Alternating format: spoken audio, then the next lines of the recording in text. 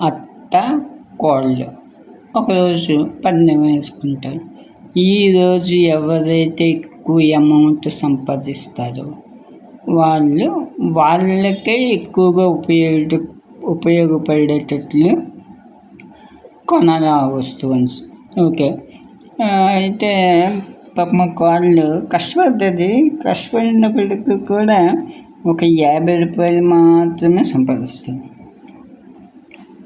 అత్తగారు రూ. 100 సంపాదిస్తారు.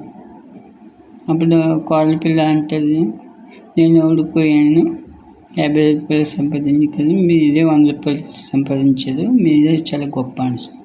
ఓకే.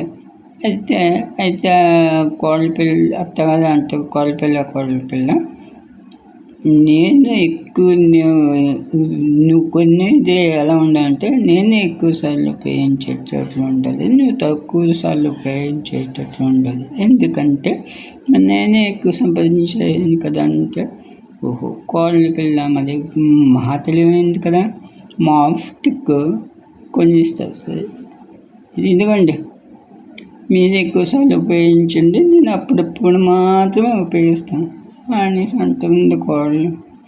ఇలా ఉన్నాయి తెలివితేటలు.